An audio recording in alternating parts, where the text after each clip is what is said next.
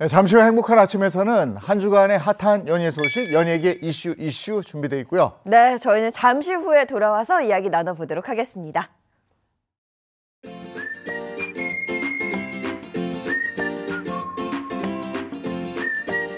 안녕하십니까. 행복한 아침 이재용입니다. 안녕하세요. 장예인입니다. 오늘은 1월 8일 수요일이고요. 저희는 연예계 이슈 준비해놨는데 이명웅 씨가 콘서트를 하면서 그동안의 침묵을 깨고 입장을 얘기했다고 그러고요. 근데 그 콘서트가 국가 애도 기간에 있었는데 콘서트를 할 수밖에 없었던 또 이유가 있다고 그래요. 그것도 저희가 준비해놨습니다. 네, 그리고 요즘 전 세계적으로 드라마 오징어 게임 시즌2가 상당한 인기죠. 그 인기와 더불어 배우 이정재 씨에 대한 루머도 있는데요. 그 루머에 대해서 이정재 씨가 직접 입장을 밝혔다고 합니다. 잠시 후에 어떻게 된 일인지 만나보도록 하겠습니다. 자, 수요일 행복한 아침 본격적으로 시작할게요.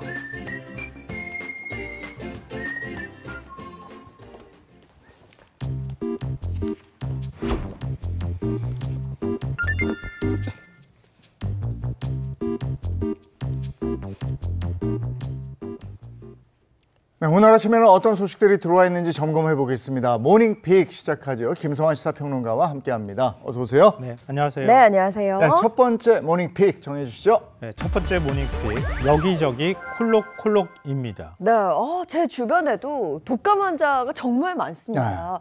저도 병원 한번 갔다 정말 깜짝 놀랐는데, 근데 지금 당장 뭐 병원에 봐도 진료를 받기가 어렵다. 이게 어떻게 된 일일까요? 네, 방금 전에도 말씀하셨잖아요. 병원 가가지고 환자들이 너무 많아서 놀라신 분들이 적지 않으실 겁니다. 이게 다 독감 때문인데요. 서울 성동구의 한 이비인후과 사례를 말씀드리면요. 아침 진료 시작 전부터 30명의 환자가 몰렸다고 하고요. 그래서 의료진이 8시 30분에 이미 대기 시간이 1시간 30분까지 늘어날 수 있다 이렇게 공지를 할 정도였다고 합니다. 또 9시 무렵에는 더 많은 환자들이 몰려서 대기 인원이 이미 50명을 넘어섰다고 합니다. 아니 이번 독감은 유독 심하게 퍼지는 것 같아요. 예, 보통 이제 겨울철이 되면 독감이 유행하곤 하죠. 근데 일반적으로는 A형 독감이 먼저 찾아왔다가 B형 독감이 그 다음에 찾아오는 이런 패턴을 보이는데요. 올해는 A형 독감 확산세가 심상치가 않습니다. 8년 만에 최대 규모다라고 하는 말까지 나오고 있는데요. 예년보다 시기가 다소 늦기는 했는데 유행 규모가 큰 만큼 5월까지 독감 기승을 불릴 가능성이 굉장히 높다고 합니다. 네, 근데 병원에 내원해서 이게 좀 나아지고 해결이 되면 다행인데 응급실을 찾는 환자들도 늘었다고요. 네, 맞습니다. A형 독감은 병독성이 상당히 강하다고 하거든요. 그래서 다른 그 병으로 확산할 가능성도 있고요. 합병증이 일어날 가능성도 있습니다. 그래서 그런 것 때문인지 대형 병원 응급실에 내원 환자가 급증하고 있는 상황인데요. 지난달 23일에서 27일까지 응급실 내원 환자를 살펴보면 평일 하루 18,000여 명으로 전주 대비 약 3,400여 명이 증가를 했고요. 증가한 환자의 약 41%가 독감 환자였다고 합니다. 근데 65세 이상 접종률이 한 80%로 그렇게 낮은 편은 아닌데요. 코로나19 백신 접종률은 47%밖에 되지 않는다고 하거든요. 그러니까 아직 접종받지 않으신 어르신이 한 20% 정도 된다고 하는 거니까 접종하러 가셨을 때 코로나19 접종도 한번 같이 받아보시는 건 어떨까 싶습니다. 손 자주 씻는 그 위생관념만 철저해도 또 좀 줄일 수가 있고, 또 하나는 공공장소에서 마스크 꼭 예전처럼 그렇게 써야 될 것 같고요. 자, 다음 모닝픽도 전해주시죠. 두 번째 모닝픽 오리털로 꽉꽉입니다. 아이고, 요즘같이 추울 때는 그 패딩 하나 걸쳐줘야 되는 건데 오리털 꽉꽉 채우는 게 무슨 문제가 된다는 거죠? 보통 이제 구스다운을 요즘에 많이 입으시잖아요. 한때 또 오리털 파카를 많이 입으시기도 했었지만 요즘은 점점 고급화 추세에 있으니까요. 그런데 구스를 넣었다고 해놓고 알고 보니까 오리털로 채운 겁니다. 이래서 이제 소비자를 기망하는 일이 발생하고 있는 건데요. 최근 한 패션 플랫폼과 의류 브랜드에서 패딩 충전재 혼용료를 허위로 기재한 상품을 판매해 논란이 일고 있습니다. 이 구스다운 패딩의 충전재를 거위털 80% 사용했다. 이렇게 표기를 해놓고 실제로는 거위털은 30%에 불과하고 나머지 70%는 오리털로 채운 사실이 드러났기 때문입니다. 네, 그러니까 거위털인 척한 오리털인데 이거는 분명히 속인 거잖아요. 그렇죠. 오리가 거위인 척할 수는 없는 거잖아요. 없죠. 사람이 그렇게 만들었다고 봐야 되는 거죠. 근데 그러면은 구스다운하고 오리털 파카하고 어떻게 구분하느냐? 이게 구분 지점이 명확하게 있습니다. 한국소비자원에 따르면 구스다운이라고 표기하려면 거위 솜털 비중이 70% 이상이어야 한다고 합니다. 그러니까 앞서 제가 말씀드렸던 그 패딩은 오리털 점퍼다 이렇게 표현해도 과히 틀린 건 아니라고 볼 수 있는 거죠. 그리고 소비자들의 항의를 받은 업체에서는 뒤늦게 이제 대책을 마련하고 있는데요. 자체 조사를 진행을 해서 문제가 된 제품 판매를 즉시 중단을 했다고 하고요. 현재 유통 중인 제품 전량에 대해서 회수 조치하고 회수된 상품은 즉시 전량 폐기할 방침이라고 밝혔습니다. 우리야 뭐 밖에 표시된 그 표시대로 입고 다니는 건데 네. 그걸 속이면 속수무책이잖아요. 그거를 뭐 뜯어서 일일이 확인할 수도 없는 거고요. 그렇죠. 패딩을 뜯으면 뭐 그걸로 네. 망가지는 거나 다름이 없으니까요. 이제 문제의 상품을 판매한 이랜드 측에서 입장을 밝혔는데요.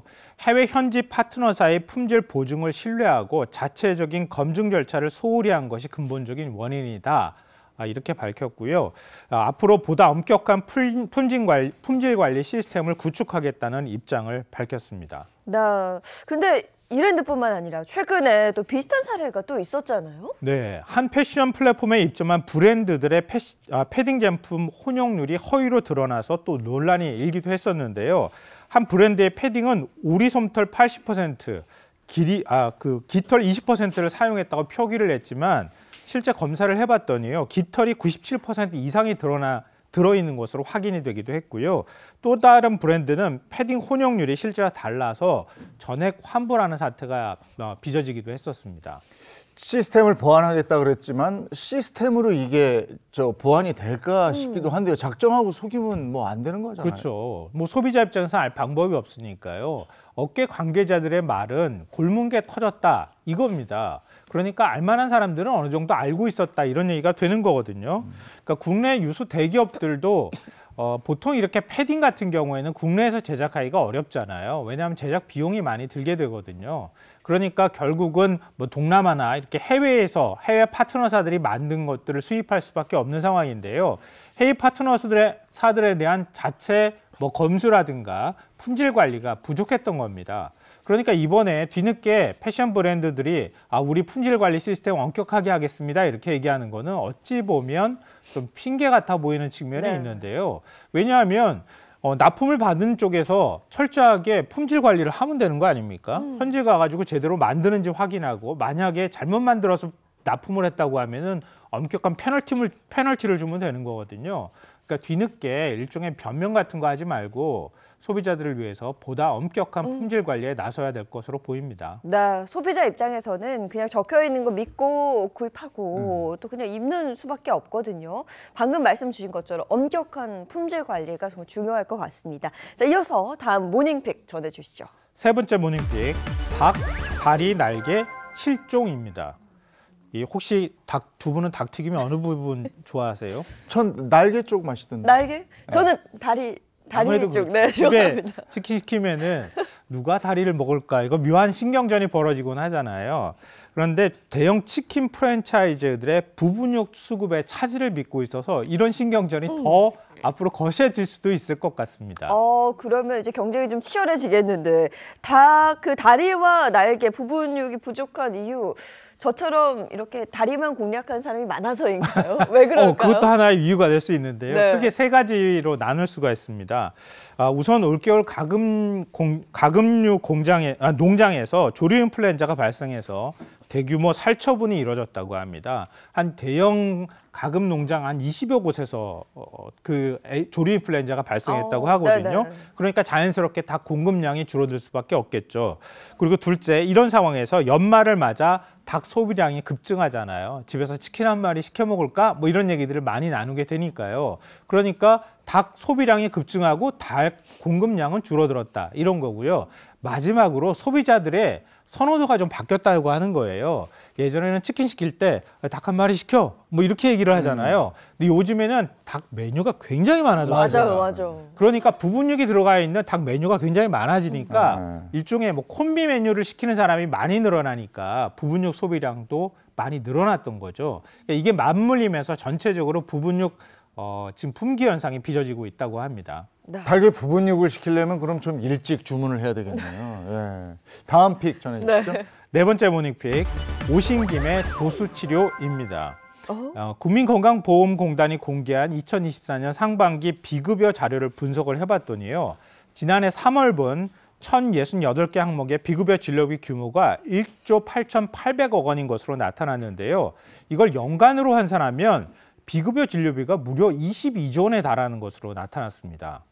네, 비급여 진료는 건강보험 혜택이 적용되지 않아서 환자가 이제 전액 진료비를 부담해야 하는 그런 진료인데요. 항목별 비급여 진료 1위는 무엇일까요? 그래서 제가 오신 김에 도수치료 이렇게 말씀을 드린 건데요. 네. 다른 치료하러 갔다가 오신 김에 도수치료 하시면 어떨까요? 이렇게 얘기를 한다고 하는 거예요. 아무래도 환자들 입장에서는 병원 가기도 불편하고 그러니까 도수치료 해볼까? 이렇게 생각할 수밖에 없는데요. 도수치료는 비급여 항목이라는 게 문제입니다. 도수치료 진료비가 1,200한 8억 원 정도 됐는데요. 전체 13%를 차지했습니다. 또 의료기관에 따라서 진료비가 최대 62.5배 이상 차이가 나기도 했다고 합니다. 야, 이거는 뭐 엄청나게 차이가 나는데요. 62.5배요. 병원에 따라서 비급여 진료비가 정말 천차만별이네요. 네, 맞습니다. 그러니까 비급여 진료비의 경우에는 일반적인 우리 건강보험 혜택이 적용이 되는 그런 진료비의 경우에는 건강보험공단에서 통제를 하거든요. 이 급여 항목의 경우에는 얼마의 진료비를 받을 수 있습니다. 이렇게 되어 있는데요. 비급여 진료비 같은 경우에 뭐 도수치료도 그렇지만 각종 비타민 주사제 뭐 이런 것들 많이 병원에서 맞으라고 권고를 하잖아요. 이런 경우에는 병원이 비급여 항목은 자기들 마음대로 가격을 적용할 수 있다고 하는 거예요. 네네. 그러니까 어떤 곳은 8,000원을 받는데 다른 곳을 가보면 50만 원을 받는 것도 생겨날 수 있다고 하는 겁니다. 네, 그래서 이걸 이제 고무줄 가격이다 이렇게 이야기를 하던데 이 고무줄 가격이 책정되는 게 도수치료만 그런 게 아니라면서요? 네, 그러니까 저도 정형외과 한 몇 달 전에 갔다 왔는데요. 체충격파 치료라는 거 있어요. 알죠. 그러니까 아무래도 요즘 근골격계나 이런 데 통증이 있으면은 체충격파 치료 받아보시는 거 어떨까요? 이렇게 제안을 하거나 공고를 하는 경우도 있는데요. 이 체충격파 치료는 최대 가격이 45만 원, 최소 가격이 2만 원으로 최대 43만 원의 가격 차이가 나기도 했다고 합니다. 이게 22.5배나 차이가 나는 거예요. 그리고 통증 부위에 직접 주사제를 투입하는 시술의 경우에는 최대 가격이 380만 원, 최소 가격이 20만 원으로 무려 360만 원이나 차이가 나기도 했다고 합니다. 특히 척추 MRI의 경우에는 최대 최소값 차이가 종합병원급에서 63만 원까지 벌어지기도 했다고 하는데요. 이건 아무리 상식적으로 생각을 해봐도 너무 차이가 많이 나거든요. 아, 그러네요. 왜 이게 아니, 뭐 특별히 다른 시술이 들어가는 것도 아닐 것 같은데 어떻게 그쵸. 이렇게 차이가 나나 모르겠습니다. 그리고 여기 이게 살짝 벼가지고 가서 치료를 받는데 그때도 뭐 반창고 하고요. 연고가 네. 비급여 되는 거를 막 주는 거예요. 오. 이런 식이에요, 지금. 또 의료기관별로 그렇잖아요. 무슨 과 이런 거 있잖아요. 그중에서 비급여 진료 규모가 제일 큰 데는 또 어디입니까? 정형외과 말고 어디가 많을 것 같으세요? 우리 얼굴하고 가가지고 관련된 저 보험 잘 안 되는 항목은 치과가 맞습니다. 그죠? 예, 네. 치과의 비급여 항목, 비급여 진료비가 굉장히 많았는데요. 치과 의원이 7,400억 원으로 전체의 39%를 차지해서 비급여 진료비 규모가 가장 큰 것으로 나타났습니다.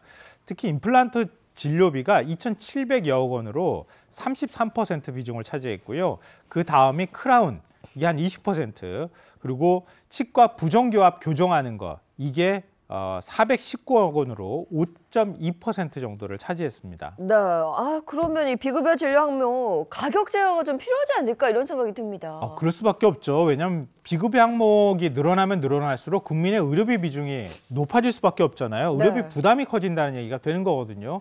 가뜩이나 우리가 비급여 항목 진료비가 전 세계에서 가장 많은 나라 중에 한 곳입니다. 그러니까 물론 이제 진료 항목의 경우에 급여 항목의 경우에 좀 현실화해 줄 필요도 있겠죠. 왜냐하면 그걸 비급여 항목으로 손실을 보전하는 측면도 있거든요.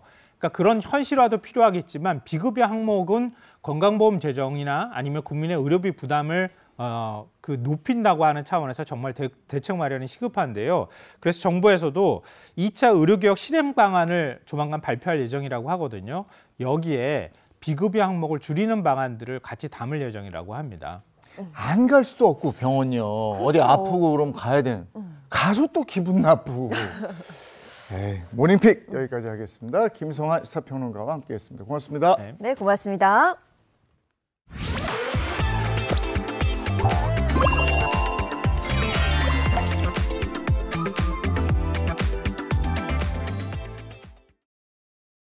행복한 아침 함께하고 계신 지금 시각 7시 46분을 향해 가고 있습니다. 이번에는 연예계 소식 전해드리죠. 연예계 이슈 시작합니다. 네, 수요일 아침을 더욱 알차게 만들어주실 두 분이죠. 홍종선 기자, 또 최정아 기자 모시고 이야기 나눠보도록 하겠습니다. 어서 오세요. 안녕하세요. 연예계 팩트사냥꾼 홍정선입니다.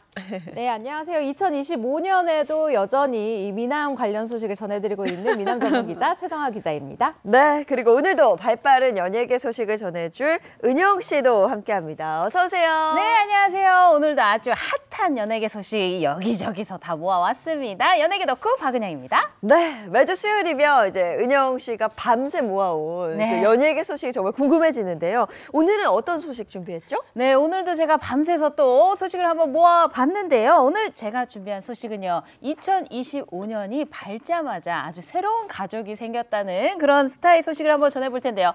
첫 번째 연예계 이슈 찰떡금실 다둥이입니다. 입양 그리고 출산으로 새롭게 가족을 만들어 든든한 울타리가 됐다는 스타의 소식으로 준비해봤습니다. 네, 진태현 씨 또 박시은 씨 부부가 입양을 통해서 연예계 다둥이 부부에 합류했다는 소식 저도 기사를 통해서 봤거든요. 네, 그렇습니다. 진태현, 박시은 씨 부부는요, 연예계 대표 원앙 부부이자 모범 부부로 불리고 있는데요. 이런 모범 부부, 이 두 사람이 최근 2명의 딸이 생겼다고 합니다.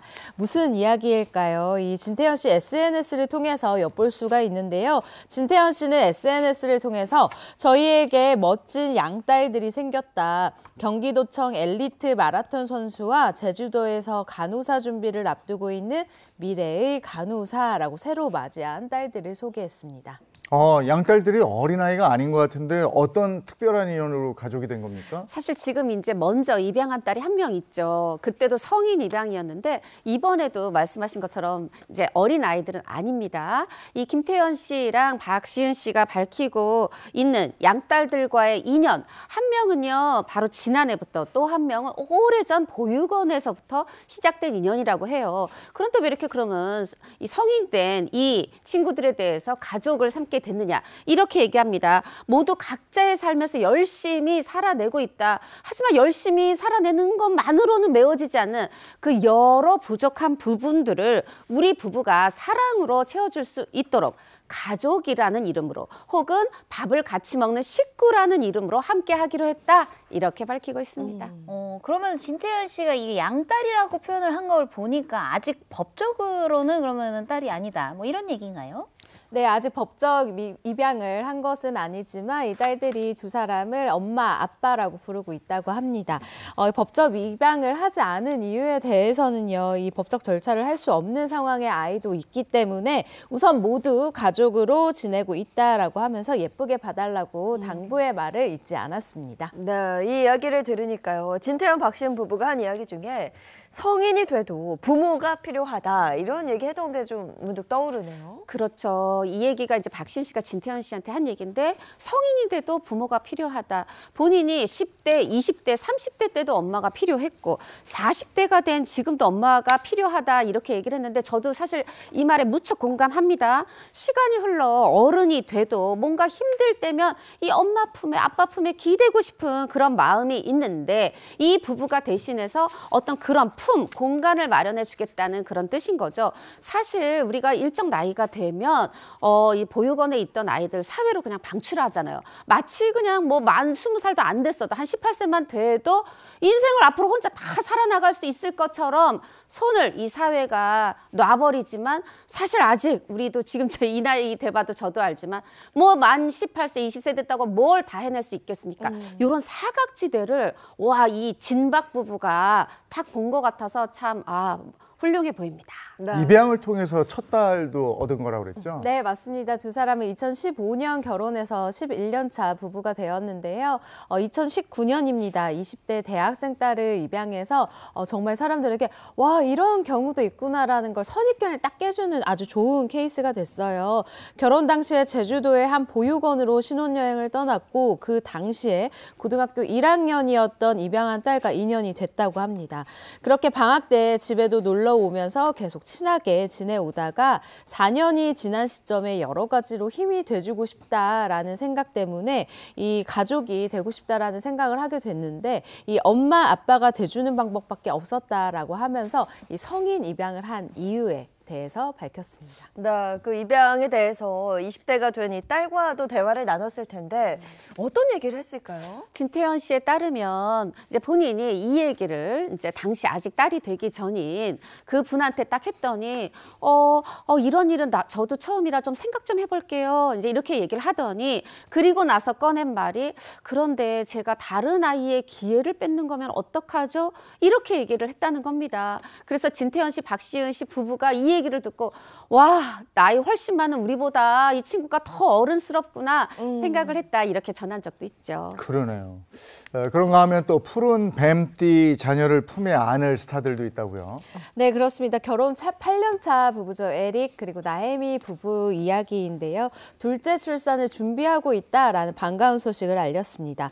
두 사람은 2년 전 첫 아들을 얻은 후에 에릭 씨는 육아에 전념하면서 굉장히 행복한 가정생활을 누리고 있는데요. 그러던 중 6일입니다. 에릭 씨 아내 나혜미 씨가 임신 중이고 다가오는 봄에 두 아이의 부모가 된다라는 사실을 알리기도 했습니다. 네, 결혼 6년 만에 얻은 그 첫 아이인데요. 그 아이를 육아하느라 에릭 씨의 뭐 건강 이상설 뭐 이런 얘기가 있기도 했습니다. 네, 에릭 씨의 건강 이상설이 퍼졌던 이유 한 장의 사진 지금 공개해 드릴 텐데요. 사진 속 모습을 보시면 일단 좀 얼굴도 부어있고 자세히 보시면 머리가 좀 이렇게 희끗희끗해요. 그러다 보니까 이 사진이 온라인상에 퍼지면서 그런 건강 이상설에 휩싸였는데 이 에릭 씨의 설명은 좀 달라요. 뭐냐 하면 저거 육아 초반 때라 그렇다. 저 정도면 양호한 거다. 잠을 못 자서 좀 부은 거다. 이렇게 얘기를 했는데 그러면서 우리 세 가족 오붓하게 잘 지내고 있습니다. 이렇게 해명 아닌 해명을 했어요. 이렇게 세상에 우리가 흔히 그래도 엄마가 더 육아에 뭔가 집중하지 않을까 이런 생각 이제 선입견이 돼야 할까요? 에릭 씨가 너무 육아에 정말 진심으로 몰입하면서 이렇게 배우의 모습은 온데간데 없이 이렇게 신화의 모습은 온데간데 없이 이렇게 부어서 이제 건강 이상설에 휩싸였던 건데 이렇게 육아에 진심인 에릭 씨가 이제 둘째가 생긴다고 하니까 또 어떤 아빠의 모습을 보여줄지 벌써부터 누리꾼들이 궁금해하고 있습니다. 네, 이어서 두 번째 연예계 이슈 가겠습니다. 네, 지인들 간에 정말 이거 하지 말아야 될 거 바로 돈 거래인데요. 제가 준비한 두 번째 연예계 이슈는요. 바로 26억 원 뜯은 누나입니다. 너무나도 믿었던 그런 지인에게 사기를 당한 스타의 이야기로 한번 준비를 해봤습니다. 액수가 상당한데 믿는 도끼에 발등 찍힌다 이런 말이 있는데 연예계에서 이거 심심치 않게 들려요. 네, 믿었던 지인에게 뒤통수를 맞은 이 스타가 누굴까요, 은영 씨? 네, 바로 이분인데요. 여러분들 영상으로 만나보시죠. 연예인들은 사실 사기를 잘 당해요. 그러니까 그 사기도 모르는 사람한테 당하는 게 아니라 이제 친한 사람. 네. 사기만 당하는 것뿐만 아니라 사실 가스라이팅까지 너무 심하게 당해가지고 뭔가 정신적 지배부터 다 된 거예요. 그러니까 이거를 가수 이민우 씨에게 가스라이팅을 하고 26억 원을 뜯어간 누나 도대체 어떤 누나입니까? 네, 가수 이민우 씨에게 26억 원을 사기를 치고 그것도 모자라 가스라이팅까지 했다라는 이 누나 정말 나쁘잖아요. 이민우 씨의 친누나의 아주 친한 지인이라고. 그러니까 사기친 누나가 친누나의 아주 친한 친구였다는 건데 제대로 정말 발등 찍힌 격이네요. 네, 피고인에 대해서 이 이민우 씨 부모님이요 이렇게 이야기를 합니다. 그러니까 이민우 씨 부모님도 알고 있을 정도의 아주 친한 사이라고 하는데요. 딸과 아주 친한 사이였다. 우리 집에도 자주 오고 밥도 자주 먹었다. 그렇게 접근했다라고 피고인을 기억하고 있었고요. 이민우 씨 누나 같은 경우에는요, 이 피고인에 대해서 우리 부모님이 작은 딸이라고 했다. 친분이 20년이 됐다라고 오래된 인연임을 밝혔습니다.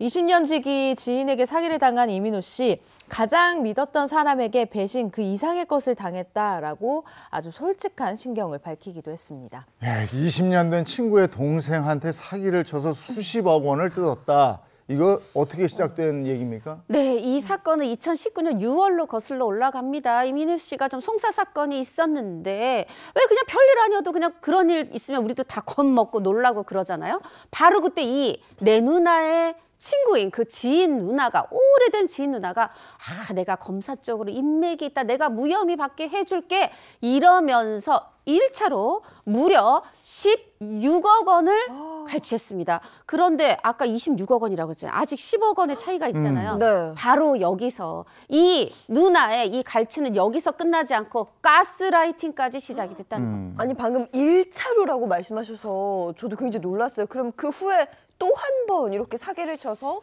돈을 뜯어냈다는 거잖아요? 네, 그렇습니다. 일단 개인적인 송사가 한 번 있었다고 했었잖아요. 그런데 그해 12월에 이 누나의 친한 그 친구라는 사람이랑 전혀 상관없이 도움 없이 최종적으로 무혐의 처분을 이미 받은 상황이었어요. 그런데 이 친누나의 친구라는 이 피고인이 무혐의로 풀려난 이민우 씨에게 접근을 합니다. 그러면서 추가로 돈을 요구해요. 피고인의 말에 철저하게 속은 이민우 씨가 피고인에게 계좌 비밀번호 등을 건네줬고 추가로 수억 원을 또 뜯겼습니다. 그 이유가 있었는데요. 이 이유는 뒤에서 알려드리도록 하겠습니다. 네, 아니 수십억 원을 갈취하고도 범행을 계속 이어나갔습니다. 정말 옛말에 믿을 사람 하나 없다. 이렇게 생각할 수 있을 것 같아요. 맞습니다. 2020년 5월에는요. 지금 이제 이걸로 끝나는 게 아니라 이민우 씨한테 지금 검사들한테 지급될 돈이 모자란다. 아니 지금 전혀 이 본인의 뭐 인맥으로 한 게 아니라 그냥 증거불충분으로 무혐의를 그렇게 받았을 뿐인데 돈이 모자란다면서 심지어요. 주택담보대출을 받게 하는데 그 금액이 7억 4천만 원을 대출받게 해서 그 돈을 또 갈아챕니다. 그것뿐이 아니고요. 뭐 이제 이민우 씨가 연예인이다 보니까 명품들 가지고 있었을 거 아니에요. 가방, 벨트, 지갑 이런 걸 무려 283점이나 이걸 또 받아간 다고 합니다. 근데 이 기간이 겨우 어떻게 보면 이 어마어마한 돈 26억 원에다가 218건의 8점의 명품 이거를 뜯어가는데 뭐 고작 한 2년 정도밖에 걸리지 않았는데 근데 이걸 다 뺏기고 나서야 이민우 씨가 그때서야 나 이거 가스라이팅 상태라 몰랐던 거야. 나 이거 사기당한 것 같다. 이런 생각이 들어서 고소를 했고 2024년 7월에 검찰은 이 피고인에 대해서 사기, 변호사법 위반으로 기소했습니다. 이민우 씨에게 내려진 무혐의 처분이 그러면 정말로 피고인인 누나가 개입이 돼서 그렇게 된 거예요? 일단 전혀 그렇지 않습니다. 이 피고인은요, 이민우 씨에게 검찰 인맥이 마치 있는 것처럼 말을 해서 이 돈을 뜯어냈었던 건데요. 금품 제공을 통해서 이 검찰 인맥을 설득해서 네가 나한테 돈을 주면 내가 이 돈을 마치 건네줘서 너에게 유리한 방향으로 앞으로 해줄 것처럼 이야기를 했었던 거예요. 돈을 뜯어냈지만 어쨌든 제일 중요한 거, 검찰 인맥도 없었다라고 이야기를 합니다. 그렇기 때문에 이민우 씨는 처음부터 아예 사기를 당했었던 건데요. 이민우 씨가 검찰에서 불기소 처분을 받은 것, 이 역시도 모든 것이 그러니까 피고인이랑 전혀 상관이 없고 그냥 정말 뒤통수를 맞았다, 안타까운 일이었다라고 이야기를 할 수밖에 없네요. 그러니까 이거는 처음부터 그냥 작정하고 마음 먹고 달려들어 사기를 쳤다고 봐야 할 것 같은데 피고인은 그럼 어떤 처벌을 받았어요? 피고인은 1심에서 징역 9년을 선고받았습니다. 피고인은 나는 돈 달라고 요구한 적도 없다. 그 통장 관리도 내가 허락받고 통장 관리 대신해줬을 뿐이다. 이렇게 발뺌을 했고 항소를 했지만 2심 역시 똑같이 1심과 같이 징역 9년을 선고했습니다. 2심 재판부가 징역 9년을 선고하면서 한 말이 있습니다. 이민우는 평생 모아온 재산을 잃고 금전적으로, 정신적으로 극심한 고통을 겪고 있다. 이 어떤 피해에 대해서 적시했고요. 또 하나는 피고인이 이민우를 심리적으로 지배했고 피해자는 이 심리적으로 위축돼 있다. 이런 판결 문구를 통해서 이 피의자, 이 가해자죠. 이 피고인의 어떤 가스라이팅 수법을 지적하기도 했습니다. 야, 이게 경제적 손해도 있지만 이게 20년입니다. 자그마치 이게 하루 이틀도 아니고 20년을 알고 지낸 누나한테 속았다. 이거 진짜 제대로 가스라이팅 당한 건데 이 누나, 친구인 그 피고인 다시 또 재판을 받게 됐다고 하면서요? 그렇습니다. 이제 거기서 말하자면 또 한 번 상고를 해서 대법원까지 간 겁니다. 대법원은 지난 2024년 12월 27일에 바로 얼마 전이죠. 어떻게 했냐면 이 사기 또 변호사법 위반으로 이 징역 9년을 선고받은 이 피고인에 대해서 이 원심을 파기하고 다시 한번 서울 고법으로 돌려보냈습니다. 돌려보낸 이유는 잠시 또 이어질게요. 대법원에서 이 사건을 서울 고법으로 돌려보낸 이유는 뭐예요?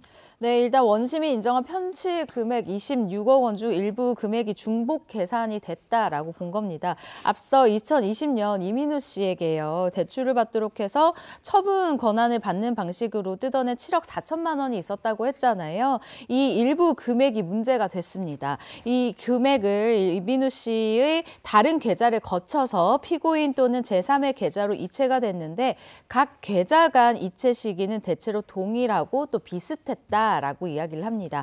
대법원은요, 이미 이 편취한 돈을 다른 계좌로 옮긴 행위에 대해서는 별도의 범죄가 아닐 수도 있다라고 보고 이에 대해서는 다시 심리를 해야 한다라고 이야기를 했습니다. 이런 걸 불가벌적 사후 행위 뭐 여기에 해당된다고 본 거네요. 그렇죠. 그러니까 대출 금액 아까 7억 4천만 원 가로챘다고 했잖아요. 이때 이민우 씨가 어찌나 가스라이팅을 당했는지 통장하고 비밀번호까지 줬다는 거예요. 근데 거기서 이제 이 본인 거로도 보내지만 또 다른 사람으로도 얼마를 보낸 겁니다. 근데 이 또 다른 사람에게 보낸 금액이 말하자면 다시 한번 피해 금액으로 들어간 거예요. 그렇지만 7억 4천 이미 뺏은 다음에 그 일부를 보낸 거니까 요거를 또 하나의 죄로 해서는 안 된다. 그러니까 말하자면 이민우 씨가 뭘 잘못했다든가 피고인이 잘했다든가 이런 어떤 파기환송이 아니라 그 금액 계산은 좀 정확히 해라라는 차원의 이제 파기환송이었고 말씀하신 것처럼 이 불가벌적 사후행위라는 거는 일단 어떤 처벌이 이루어졌는데 법이 딱 그 형량이 책정이 됐는데 그 이후에 사후에 일어난 일에 대해서도 또 한 번 형량을 적용하면 안 된다. 이제 이런 뜻입니다. 말하자면 아까도 말씀드렸지만 가로챈 대출금에 이미 피해 금액이 다 들어있는데 그거를 일부 딴 사람한테 이체한 그거를 또 하나의 범죄로 보아서는 이것까지는 아니다. 이런 해석을 대법원이 하고 이제 고법으로 내렸는데 저는 그렇다고 해서 전체적인 어떤 형량 이런 거에 큰 차이는 없을 거라고 생각을 개인적 의견입니다. 그러니까 이게 뭐 말을 하자면은 절도범이 훔친 물건을 또 부셔가지고 그러면은 그게 또 재물손괴죄에 해당이 안 되는 것처럼 이렇게 편취한 이 돈을 가지고 이체를 한 게 추가 범죄가 아닐 수도 있다. 뭐 이런 얘기인 거네요. 네. 이 사건은 아직 진행 중이거든요. 이 사건 조금 더 지켜봐야 할 것 같습니다. 자, 이어서 연예계 이슈 이어가 보도록 하죠. 네, 너무 안타까운 소식이었죠. 무한 제주항공 참사 이후 정말 연예계에도 애도 기간을 가졌었습니다. 다음 연예계 이슈는요. 바로 이 애도 기간 중 주목받은 그 가수에 대한 이야기입니다. 콘서트 취소 못한 이유입니다. 이 국가 애도 기간 중에 콘서트를 한 가수들이 몇몇 있는 것으로 알고 있는데 이명웅 씨가 대표적으로 비난의 대상이 된 이유가 따로 있습니까? 그렇습니다. 무한 제주항공 참사는 지난 12월 29일에 발생했었죠. 그때 이제 정부가 1월 4일까지 국가 애도 기간으로 지정을 했습니다. 이 가운데 이제 일부 가수들 예를 들면 조용필 씨는 지금 정규 20집 발매 기념 콘서트 중이었는데 취소를 했고요. 또 이승철 씨는 이거를 오는 3월로 또 연기를 하기도 했고 알리 씨, 테이 씨도 취소를 했습니다. 그런데 말씀하신 것처럼 몇몇 가수는 이제 그대로 강행을 했는데 그 가운데 이명웅 씨가 아무래도 이제 콘서트의 규모가 워낙 크다 보니까 어떤 비난의 대상, 주된 대상이 됐다는 생각이 들고 또 원래 가장 크게 사랑하는 스타, 기대가 큰 스타에게 또 이 어떻게 보면은 그런 아쉬움 이런 목소리가 커지는 법이죠. 네. 그러면 이명웅 씨는 왜 국가 애도 기간에 이 콘서트를 감행했을까요? 일단 임영웅 씨 콘서트는 총 6회로 기획이 됐습니다. 그러던 중에 3일차에 참사가 벌어지면서 콘서트 개최 여부에 더욱 큰 관심이 쏠린 건데요. 현실적으로 이 콘서트를 개최를 해서 진행을 한 것은 경제적인 부분이 가장 큰 것이 아닐까라고 추측이 되고 있습니다. 임영웅 씨의 측에서 일단 생각을 해보면 임영웅 씨에 대한 손해보다는 일단 콘서트에 동원된 엔지니어 그리고 설치기사, 진행요원 등 수백 명의 이 경제적인 손해를 생각한 것이 아닐까라고 임영웅 씨 측에서는 임영웅 씨 팬 측에서는 이야기를 하고 있습니다. 임영웅 씨 콘서트 무대의 규모를 보면 진짜 동원된 사람들이 굉장히 많죠. 네. 맞습니다. 그러니까 말하자면 스태프들이 한 달에 얼마 월급 받는 사람들이면 그 콘서트를 하든 하지 않든 똑같은 월급을 받겠지만 이제 콘서트마다 이제 어떤 비용을 인건비를 받는 그런 상황이잖아요. 그러다 보니까 열심히 준비했는데 이 공연이 이루어지지 않으면 이분들은 임금을 받지 못하는데 이 부분에 임영웅 씨가 마음이 쓰였던 거다. 이렇게 임영웅 씨 측에서 얘기를 하고 있고요. 이러한 이유로 콘서트를 강행할 수밖에 없었다 얘기를 하고 있습니다. 대신 그래서 관람을 원치 않은 관객들은 만약에 나는 원치 않아 하면 수수료 없이 전액 환불해주겠다 이렇게 알리기도 했었죠. 그런데 일각에서는 이렇게 콘서트를 아예 취소하는 거 말고 그냥 콘서트를 연기하는 방법도 있지 않냐 이런 얘기도 나오던데요. 사실 이 연기라는 게 말처럼 그렇게 간단하지는 않습니다. 이 대형 콘서트장, 대형 공연장의 경우에는 더욱 그런데요. 취소를 한다고 내가 원하는 날짜에 그럼 나 3월 며칠에 다시 이 날짜로 나 이 공연할래요 라고 한다고 해서 이 공연장에서 그렇게 하세요 라고 이 대관을 할 수 있는 그런 구조가 아니거든요. 일단 이 고척돔의 경우에는 3월에서 10월까지는 야구를 우선 진행을 합니다. 그리고 콘서트 선택지 같은 경우에는 1월에서 2월, 11월에서 12월로 일단 선택을 할 수가 있어요. 근데 이 와중에도 아이돌도 있고요. 해외 아티스트들도 있고요. 굉장히 많은 이 선택지가 지금 이미 예약이 되어 있는 상황 일 거예요. 임영웅 씨가 만약 이번 콘서트를 취소를 하거나 연기를 했다면 올해 연말으로 그러니까 좀 꽤 한 1년 정도 뒤로 좀 밀리는 상황이 좀 연출이 됐을 것 같습니다. 그 일각에서는 콘서트 강행 이후로 그 억대 대관료 문제가 거론이 됐다고 하던데요. 임영웅 씨가 그 공연을 한 고척돔의 경우에는 대관료가 어느 정도나 되는 거죠? 저 현실적으로 대관료 문제도 굉장히 컸을 거다라고 생각을 하는 게 고척돔을 대여하는 데는 최소 6억 원 이상의 돈이 일단 필요합니다. 고척돔에는요, 일단 이 공연 개최 9일 전부터 전용 사용료 일체를 반환하지 않는다라고 규정이 되어 있는데요. 이 전용 사용료 같은 경우에는 평휴일 그리고 주 야간에 따라서 1일 54만 원부터 약 91만 원까지 차이가 납니다. 거기에다가 공연 일수. 그런데 여러분 이게 공연만 있는 게 아니라 이 공연을 하기 위해서는 그 전과 후로 무대 설치도 해야 되죠. 이 무대 했었던 것도 철수하는 기간도 필요하죠. 앞과 뒤로 좀 더 이 대관을 하는 날짜가 추가로 더 필요하거든요. 이것까지 더 대관을 하는 날짜가 더해지고요. 여기에다가 대기실 필요하죠. VIP룸 필요하죠. 여기에다가 또 전기료 전광판비 또 따로 나가죠. 여기다가 또 그라운드잖아요. 이 장디 또 복구비 따로 들어가죠. 그렇죠. 주차비 또 따로 들어가죠. 여러 가지 정말 들어가는 부속 비용이 엄청나게 많습니다. 그렇기 때문에 콘서트 하나를 취소를 한다는 게 사실은 말처럼 그렇게 쉬운 일은 아니긴 해요. 네.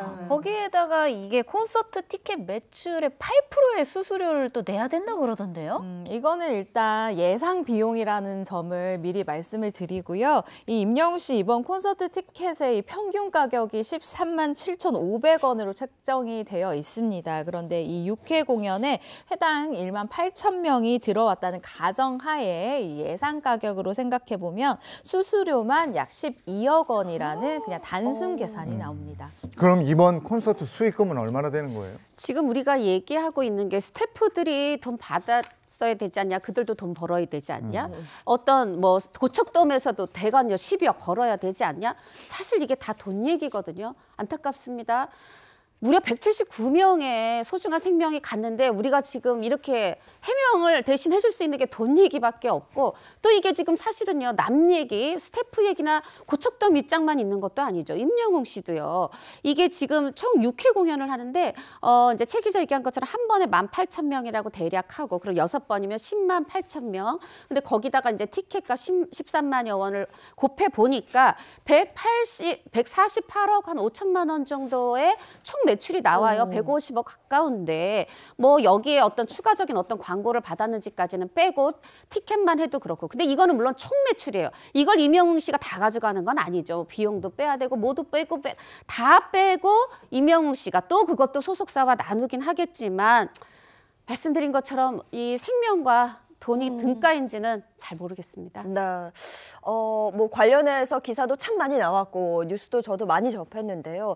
이번 콘서트에서 임영웅 씨가 그동안의 침묵을 깨고 본인이 뭔가 이야기를 했습니다. 어떤 얘기했을까요? 네, 앞서서 말씀드리면 이번 뭐 여러 가지 정치적 이슈에 대해서 임영웅 너도 말을 해야 되지 않겠냐라고 SNS를 통해서 뭐 익명의 어떤 누군가가 얘기를 하니까 임영웅 씨가 뭐 연예인이 정치인이냐 뭐 이렇게 얘기를 했고 뭐 모요라고 하는 일명 모요 대첩이 이제 벌어지게 됐는데 이 부분에 대한 부분을 이제 짚어주시는 것 같아요.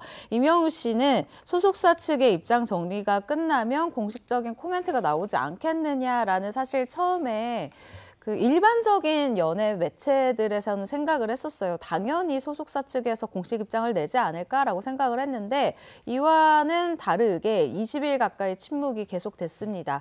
그래서 자연히 생각이 든 게 임영웅의 입으로 직접 콘서트장에서 이야기가 나오겠구나라는 생각이 들었죠. 임영웅 씨, 이 직접 소통을 SNS를 통해서 하면 아무래도 또 오해가 나올 것 같다라는 판단을 했던 것 같아요. 역시나 콘서트장에서 직접 입을 열었는데요. 여러분께 걱정과 심려를 끼쳐드려서 죄송하다. 이 많은 것을 배우는 시간이었다. 저는 노래하는 사람이다. 노래로 즐거움과 위로, 기쁨을 드리는 것이 제 역할이다. 더 발전된 모습으로 찾아가겠다라고 입장을 전했습니다. 그리고 이 모요, 일명 모요 대첩 있잖아요. 네. 이 부분에 대해서 제가 또 뭐 개인적인 생각이지만 생각을 해보면 임영웅 씨가 그 모든 그 팬들의 이 다이렉트 메시지에 대해서 일일이 다 메시지 답장을 하지는 않았을 거예요. 아마도 아는 관계자라던가 아는 지인의 메시지에 대해서 답장을 했을 텐데 이분이 개인적인 이 이야기를 나눈 것에 대해서 공개를 한 부분으로 저는 추측되어지거든요. 그럼 사실은 임영웅 씨 입장에서는 이 이야기를 또 공식 입장을 얘기를 하면 개인적인 또 이 사적 영역에 대해서 어떤 한 사람을 저격하는 꼴이 또 되어져요. 사실 이렇게 생각하면 임영웅 씨가 공식 입장을 밝히는 게 조금 곤란했을 수도 있겠다라는 생각은 후에 들기는 했습니다. 네. 어쨌든 이런 논란에도 임영웅 씨의 인기는 여전한 거죠?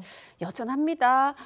이제 각 부문의 대표 브랜드를 선정하는 K 브랜드 지수라는 게 있는데 여기에서 2024년 올해 가수 부분 1위 했고요. 또 광고 모델 브랜드 평판을 분석하는 빅데이터 분석이 이제 1월에 발표된 게 있는데 여기서 광고 모델 부문 또 3위를 했고 그리고 해마다 한 번씩 주는 대한민국 퍼스트 브랜드 대상이 있는데 2024년에 또 2023년에 이어서 2년 연속 남자 솔로 가수 부문 광고 모델 부분을 수상했어요. 뭐 부동의 모습을 보여주고 있는데 저는 임영웅 씨 아끼기 때문에 임영웅 씨와 그 소속사에 드리고 싶은 말씀은 굉장히 이제 인기는요 막 물밀 때 들여오는데 또 쓸려나가기도 하거든요. 노래만 잘해서가 아니라 막 뭐 태도만 좋아서가 아니라 결국은 팬들의 사랑인데 이게 그냥 팬들도 아니고 내 콘서트 표 사주는 사람만이 아니라 대중이 임영웅 씨를 사랑한 게 지금의 자리의 바탕이다. 그 사랑을 지켜나간다는 건 대중은 어떻게 생각하시나 조금 이렇게 넓게 바라보시면 좋겠다는 개인적 생각입니다. 네, 여기서 잠깐 다음 연예계 이슈도 궁금하시죠? 여러분들 영상으로 만나보시죠.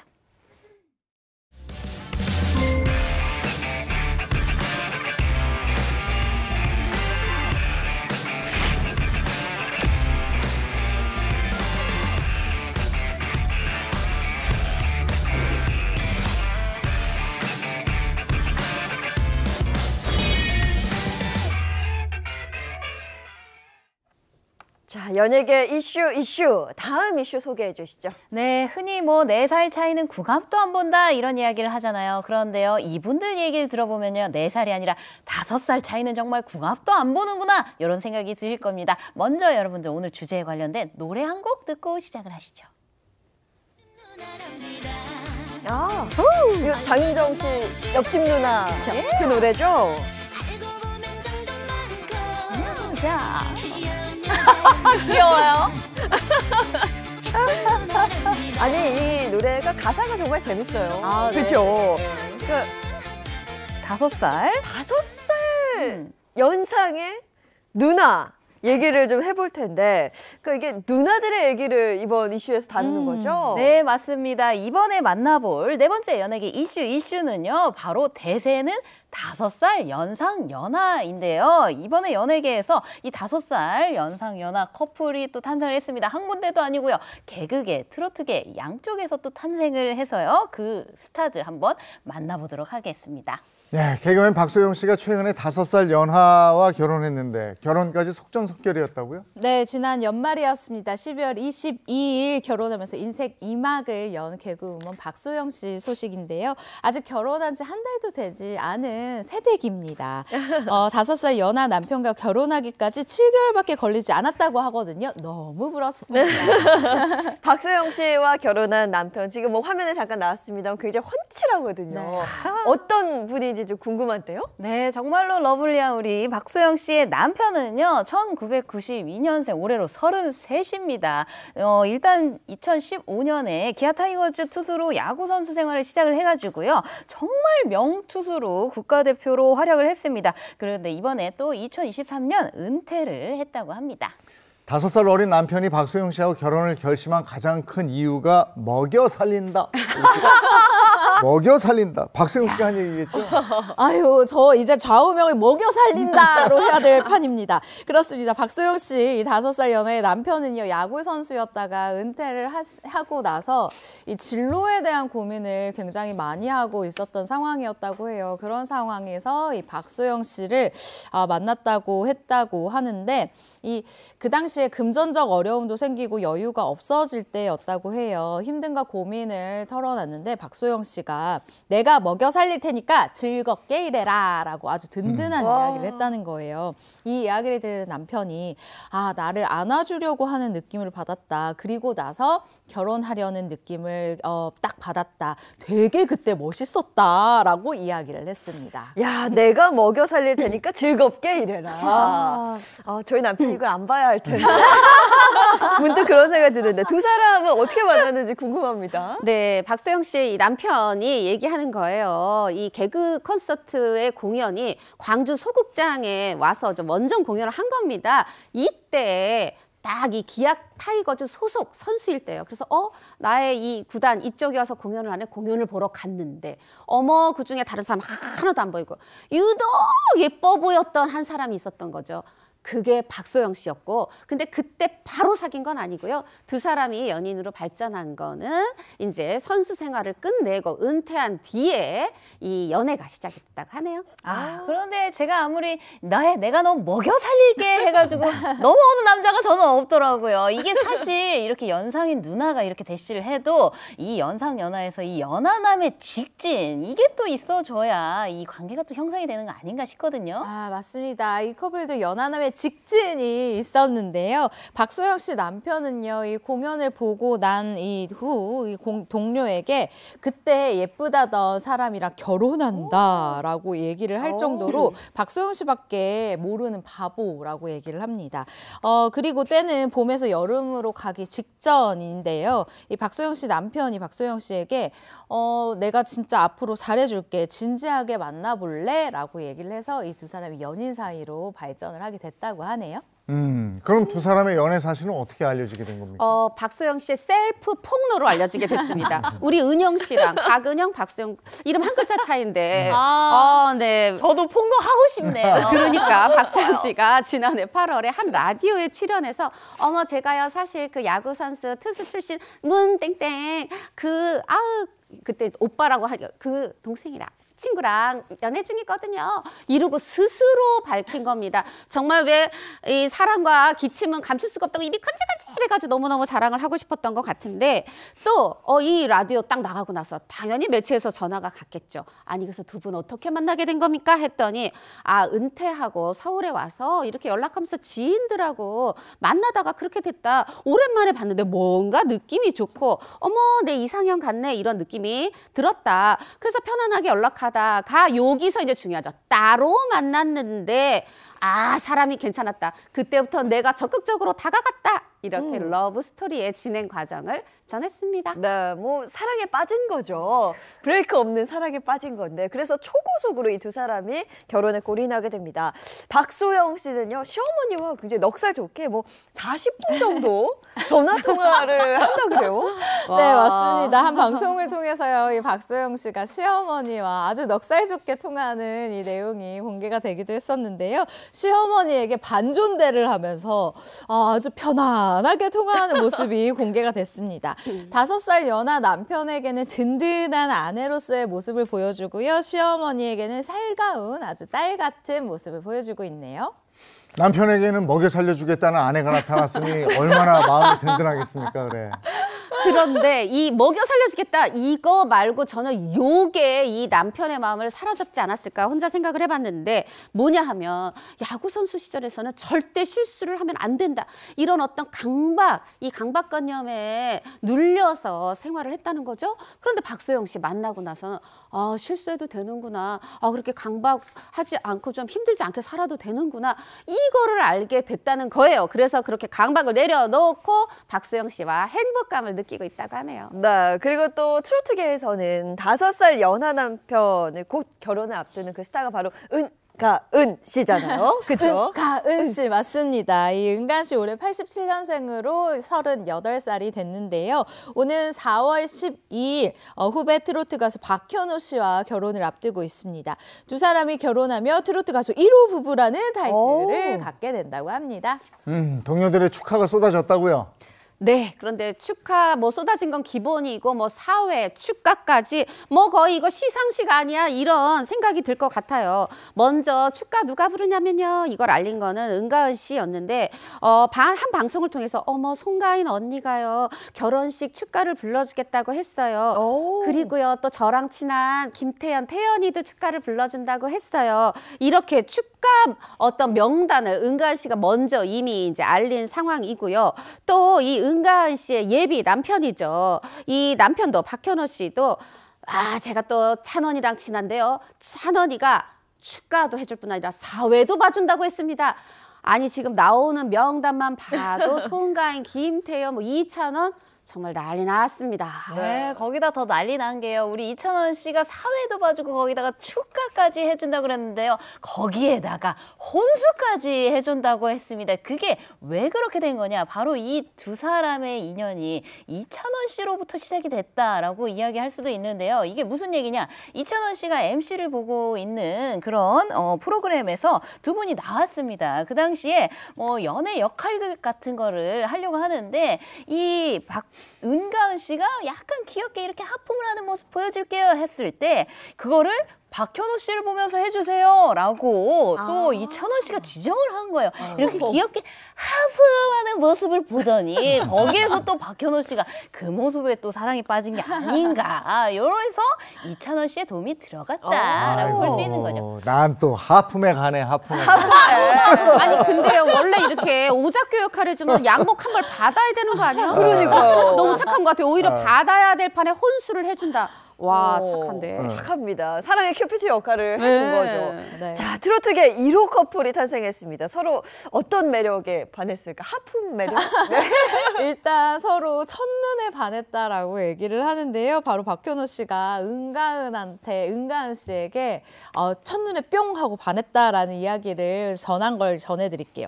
박현호 씨 이상형이요. 본업할 때 멋있는데 사적으로는 사랑스러운 사람이라고 얘기를 했습니다. 그 이상형에 부합하는 사람이 바로 은가은 씨였던 거예요. 이렇게 이상형을 만난 박현호 씨 주저하지 않고 바로 은가은 씨에게 연락처를 이렇게 물어본 후에 대시를 이렇게 했다고 합니다. 그러니까 박현호 씨가 불도저처럼 밀어붙였고 은가은 씨는 또 반대 성격이고 그랬다면서요. 맞아요. 은가은 씨는 원래 조심성이 많아서 돌다리도 두들겨보고 건너는 스타일인데 박현호 씨가 이 돌다리를 부순 거죠. 사랑으로 부쉈습니다. 박현호 씨가요. 이제 어떤 사람이냐에 대해서 은가은 씨가 얘기하는데 이렇게 얘기합니다. 투명한 유리처럼 자기 마음을 다 보여주고 내가 딴 생각을 하나도 할 수 없게 꼼짝 못하게 만든 그런 돌직구 매력에 내가 반했다. 근데 사실 뭐 반한 사람들한테 이유가 뭐 필요 있겠습니까? 다 이유겠죠.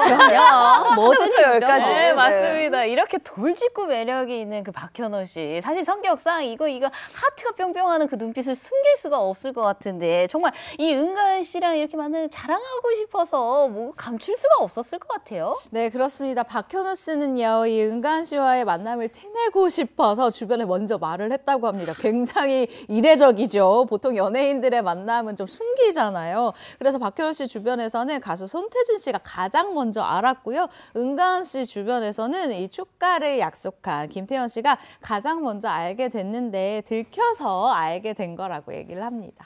두 사람 또 트로트 말고 또 다른 공통점이 있다면서요? 맞습니다. 사실 두 사람 모두 트로트 아닌 다른 장르의 가수로 데뷔했던 그런 공통점이 있어요. 그런데 들어보시면 신기하게 데뷔 연도도 같습니다. 뭐냐면 은가은 씨는 2013년에 발라드 가수로 데뷔를 했고 박현호 씨도 또 2013년에 아이돌로 데뷔를 했던 거죠. 이런 공통점, 사랑할 땐 또 이 공통점이 또 그렇게 커 보이잖아요. 또 이 은가은 씨가 이제 남편이 될 박현호 씨에 대해서 이렇게 얘기를 합니다. 남들이 절대 모를 저만의 스트레스를 현호 씨가 이해해줘요. 그럴 때마다 와, 나이는 나보다 어리지만 정말 큰 사람처럼 느껴져요. 요렇게 또 사랑을 고백을 했고요. 박현호 씨 역시 은가은 씨에 대해서 이 혼자서 느끼는 자격지심이라든가 불안감을 내가 굳이 말하지 않아도 착 바로 포착해서 요거를 착 보듬어준다. 그래서 내가 또 은가은을 사랑한다 얘기하는데 네. 정말 부럽기 그지 없습니다. 네, 아니 우리 그냥 얘기만 나눴을 뿐인데 스튜디오에서 꿀이 지금 그러니까 떨어져요. 떨어지네요. 네, 이어서 다음 연예계 이슈 살펴보죠. 네, 공개와 동시에 전 세계의 흥행 신기록을 이렇게 써 내려가면서 이름값을 하고 있는 드라마가 있는데요. 바로 드라마 오징어 게임 2입니다. 그래서 준비한 저희 다섯 번째 연예계 이슈는요. 바로 글로벌 스타의 설인데요. 이게 무슨 얘기냐? 이렇게 드라마 흥행만큼 관심이 쏠린 만큼 그 주연 배우에 대해서도 관심이 쏠리고 있는데요. 바로 이정재 씨를 둘러싼 두 가지 루머라고 합니다. 이정재 씨를 둘러싼 두 가지 루머. 그중에 첫 번째는 뭐예요?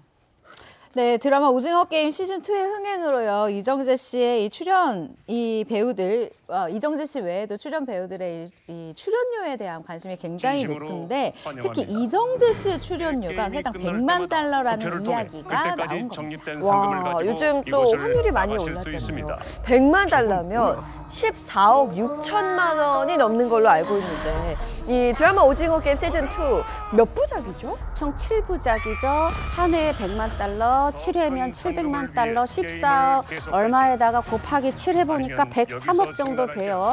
물론 이거는 명확한 금액 아니고 이게 어떤 대회비기 때문에 정확하지는 않은 수치이긴 한데 정확한 건 하나 있죠. 시즌2와 3가 함께 촬영이 됐다. 그러니까 103억으로 끝이 아니다. 아, 그렇죠. 오징어 게임은 시즌2가 끝나자마자 시즌3로 이어진다. 이렇게 되는 거 아니에요? 네, 맞습니다. 지금 드라마 오징어 게임이 시즌3가 총 6부작으로 지금 되어 있는데요. 거기다가 제가 살짝 계산을 해보니까요. 이정재 씨의 오징어 게임 시즌3까지 출연료를 합산을 해보면 거의 뭐 총 한 1,300만 달러. 그러니까 지금 환율로 계산을 해보면 뭐 얼추 190억 원이 넘는다고 합니다. 물론 이거는 또 추정치입니다. 네, 회당 출연료가 100만 달러다. 이에 대해서 이정재 씨는 어떤 얘기를 했는지 좀 궁금하네요. 네, 당연히 인터뷰 때 이 이야기가 나왔어요. 그래서 오징어 게임 시즌2에 대해 역대 최고 출연료를 받았다라는 이것에 대해서 어떻게 생각하느냐라는 질문에 대해서 사실 루머라는 단어는 뭐 기자들 입에서도 나온 적이 없고 이정재 씨 입에서도 나온 적이 전혀 없습니다.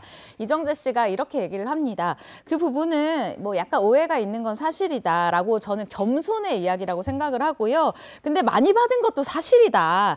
역대 최고인지는 모르겠다라고 솔직하게 말해서 웃음을 자아냈고요.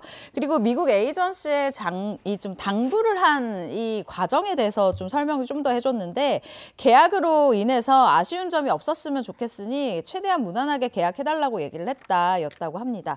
좀 성공해서 뭐 이러네라는 이야기를 듣기 싫었고 안 좋은 선례를 만들고 싶진 않았다라고 추가적으로 설명을 했습니다. 그리고 이정재 씨가 출연료보다도 중요하게 생각한 부분이 있다면서요. 네, 최 기자가 말한 무난하게 해달라 이게 뭐냐 하면은 지금 관계가 틀어지면 이 이후로 다시는 다른 일을 같이 할 수 없다. 좋은 관계를 맺는 것이 가장 좋은 상태로 하는 게 좋다. 그러니까 앞으로 장기적인 안목을 가지고 이런 얘기를 했다고 보여지네요. 네, 자 그러면 두 번째 루머는 뭐예요? 이 부분은 좀 억울할 수 있을 것 같습니다. 이정재 씨를 둘러싼 두 번째 루머, 갈비회동인데요. 지난 2023년 11월 이정재 씨는 한동훈 전 대표와 이 한 식당 앞에서 사진을 찍었는데요. 이 사진이 일명 갈비회동이라는 이름이 붙어져서 이 온라인에 두 사람의 친분설이 제기가 됐습니다. 네, 참고로 그 두 사람의 연결고리는 현대고 오기 동창이라고 합니다. 네. 근데 두 사람이 만나서 갈비를 먹었다는 건데 이게 연결이 된 것도 김치라고 그래요. 그 갈비집에 김치가 맛있다는 거예요. 네, 아까 그 뭔가 두 사람이 하나씩 들고 있는 거 보셨죠? 네. 그거가 김치인데 요거를 한 상자씩 이 갈비집에서 선물로 줬다는 겁니다. 그래서 이정재 씨가 아우 이거 김치 고마운데 우리 사진이라도 한 장 찍죠. 뭐 이렇게 하면서 여기서 중요한 거 이정재 씨 휴대전화로 찍었다는 거예요. 식당 주인이 찍어줬는데 어머나 이게 지금 유출이 됐잖아요. 그러다 보니까 이정재 씨가 말합니다. 마치 이게 지금 우리 중 누구 한 사람이 어떤 친분을 과시하라고 사진을 공개하는 걸로 오해하고 계신데 절대 아니다. 동창이라서 밥 한 번 먹었다. 그분 행보에 대해서 언급한 적이 없다. 말하자면 내가 내 사진기로 찍었으니까 지금 의심받고 있잖아요. 내가 네네. 공개한 거 아니다. 이렇게 얘기를 하고 있습니다. 네, 그리고 또 최근 이정재 씨의 또 사진 한 장이 화제가 됐는데요. 뭐 데이트하는 그런 사진이었죠. 네, 그렇습니다. 진짜 월드스타라는 생각이 드는 게 미국에서도 이제 파파라치가 붙었어요. 미국 해변에서 데이트를 이제 즐기고 있는 이정재 씨와 연인 임세령 부회장의 모습이 포착된 사진이 뒤늦게 발견이 된 건데요. 한 연예 매체에서 두 사람이 초호화 이 휴양지로 알려진 미국의 초호화 휴양지로 알려진 카브리해의 세인트바트 섬에서 해변 데이트를 즐기고 있는 모습을 공개를 했습니다. 이정재 씨가요, 이 반팔 티셔츠 반바지를 입은 채 연인 임세령 씨의 사진을 찍어주고 있는 모습이었는데 전 댓글이 굉장히 재밌었어요. 댓글을 보니까 이정재도 그 연인의 인생샷을 찍어주기 위해서 굉장히 노력하는구나. 네. 월드스타도 인생샷은 찍어줘야 되는구나. 이런 이야기가 굉장히 기억에 남는데요. 참고로 이 세인트바트 섬, 저는 참고로 처음 들어봤거든요. 네. 이 어떻게 가는지 너무 궁금한 거예요. 월드스타가 가는 섬이니까 어떻게 가느냐 한번 찾아봤습니다. 일단 직항편은 없고요. 미국이나 이 네덜란드 암스테르담 그리고 프랑스 파리 등을 경유를 해서 이 네덜란드의 국제공항으로 들어가서 가시면 된다라고 합니다. 네. 정말 월드스타여서 정말 사진 한 장 한 장이 연일 화제입니다. 자, 이어서 연예계 이슈 소개해 주시죠. 네, 원래 보통 이렇게 너무나도 멋진 배우자, 너무나도 예쁜 그런 연인을 만날 때 세금 더 냈어요. 우리 박현우 씨, 은간 씨 세금 더 냈어요. 뭐 이런 얘기를 하는데요. 근데 이분은요, 그거 관계없이 정말 세금을 더 내신다고 합니다. 여섯 번째 연예계 이슈는요, 최민수보다 세금 많이 내입니다. 강준 씨가 세금을 더 낸다는 건 수입이 더 좋다는 거 아니에요? 그렇습니다. 강준 씨 수입이요. 최민수 씨보다 구체적으로 얼마가 더 많다. 이거는 저희가 알 수가 없는데 일단 최근 강준 씨가 연 매출 700억 원을 한 곳에서 이제 올려줬다라고 알려지면서 강준 씨가 최민수 씨보다 세금을 더 많이 내겠다라고 추측이 되어지는 상황입니다. 그 연매출 600억이면 야 정말 이게 어마어마한 매출인데요. 대체 강준 씨는 연매출 600억 어떻게 올린 거죠? 홈쇼핑 쇼호스트로 수년 전부터 일했잖아요. 거기 홈쇼핑에서 연매출 600억 올린 건데 이걸로 놀랄 일이 아닙니다. 2023년에는요. 단 1시간 동안 캐나다 여행 상품을 팔았는데 214억, 1시간에 214억 한 적도 있고 13분 동안 또 30억 원 판 적이 있는데 요거는 또 뭐였냐? 로봇 청소기. 뭐 이래서 홈쇼핑의 여왕이라고 합니다. 네, 근데 최민수 씨보다 돈을 더 버는 지금이 강준 씨가 꿈을 이룬 거라고요? 네, 최민수 씨를 처음 만났을 때 강준 씨가 캐나다에서 치대 이 진학을 준비를 하고 있었던 그런 때였는데 이 치대 진학을 포기하고 오직 최민수 씨만 보고 한국으로 들어왔었던 때였다고 해요. 그러면서 최민수 씨와 결혼을 하면서 인생이 180도 바뀌게 됐다라고 하는데요. 이제 가정주부로 10년을 보냈는데 이때 최민수 씨가 번 돈으로 사는 게 강주은 씨 자존심을 굉장히 상하게 하는 이 시기였다고 합니다. 그렇게 집안 경제의 보탬이 되고 싶어서 쇼 호스트에 도전을 하게 됐고 지금은 최민수 씨보다 수입이 훨씬 더 많은 아내가 됐다라고 하네요. 네, 그러면 최민수 씨의 용돈은 좀 올랐을까요? 아, 쉽지 않을 궁금한데. 거란 생각이 네. 드는데 우리가 2023년 한 방송에서 알게 됐죠. 최민수 씨가 아내 강지훈에게 받는 용돈 얼마? 한 달에 40만 원. 카리스마 빼면 시체였던 그 시절에 최민수 씨도 있는데 이제는 아내가 세금을 더 많이 낸다네요. 이야. 근데 또 한간에 들리는 소식은 용돈이 그나마 없어질 뻔했다는 거예요. 또 이건 돌발 행동을 했다는 거예요. 강지은 씨가 이 홈쇼핑에 출연해서 물건을 판매하고 있는데 세상에 최민수 씨가 이 홈쇼핑에 난입을 했다는 거예요. 그때 이 홈쇼핑을 하고 있었던 강지은 씨가 어머 저 사람 누구지? 저 사람 설마 아니겠지? 이렇게 생각을 했는데 저 멀리서 다가오면 다가올수록 어머 이러는데 내 남편이 맞았다라는 거예요.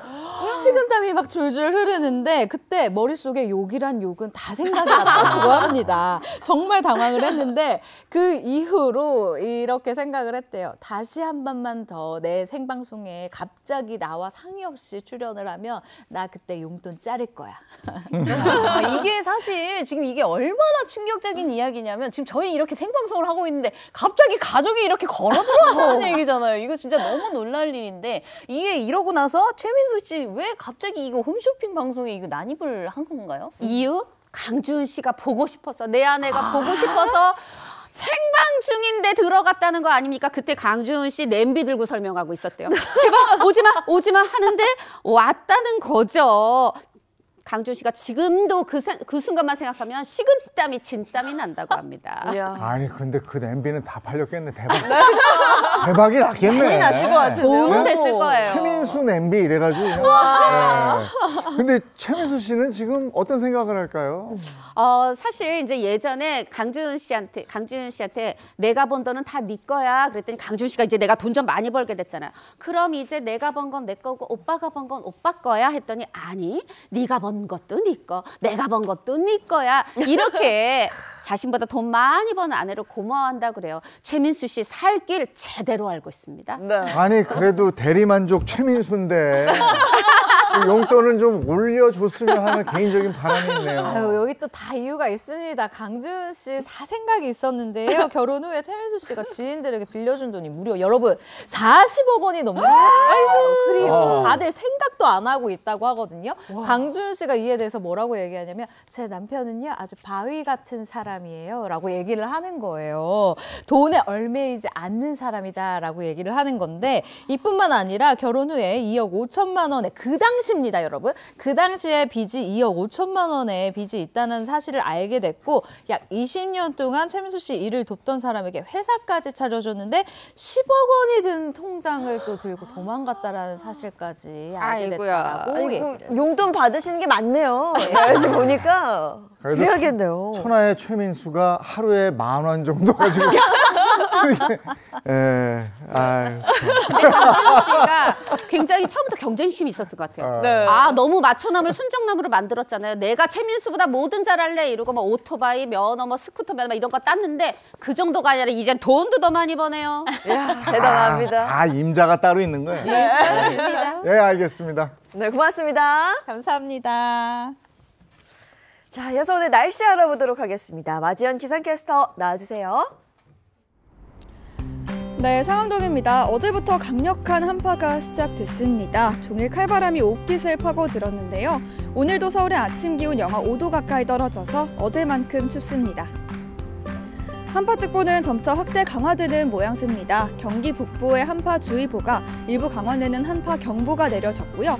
서울에도 곧 올겨울 첫 한파주의보가 내려질 수 있겠습니다. 오늘 한낮 체감온도는 영하권을 보이는 곳이 많겠습니다. 낮 기온은 어제보다 더 낮아질 텐데요. 서울의 한낮 기온 0도, 체감온도는 영하 3도가 예상됩니다. 네, 대설특보가 내려진 서해안의 눈은 금요일까지 길게 이어집니다. 호남에 30cm 이상, 충청에도 20cm 넘게 올 텐데요. 비닐하우스 등 구조물이 붕괴되지 않도록 유의해야겠습니다. 내일은 맹추위가 절정에 달하겠습니다. 서울의 최저 기온 영하 12도, 낮 기온은 영하 7도가 되겠고요. 체감 온도는 영하 20도 가까이 떨어져서 건강 잘 챙기셔야겠습니다. 내일은 기온이 6도나 떨어져서 하루 만에 많이 추워집니다. 올겨울 들어 가장 추운 날이 예상되니까요. 출근길 두툼한 겉옷과 방한용품으로 중무장하고 나오셔야겠습니다. 지금까지 날씨였습니다.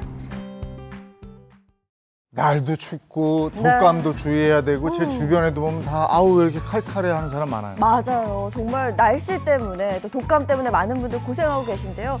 저희가 뭐 코로나19 겪으면서 알게 됐잖아요. 마스크 착용만 해도 정말 많은 부분 예방할 수가 있습니다. 개인 위생 관리 철저히 하시고 마스크 착용도 꼭 하시는 게 좋겠습니다. 좋은 하루 보내시고요. 저희는 내일 아침 7시 30분에 돌아올게요. 행복한 아침, 행복한 하루 되십시오. 고맙습니다. 고맙습니다.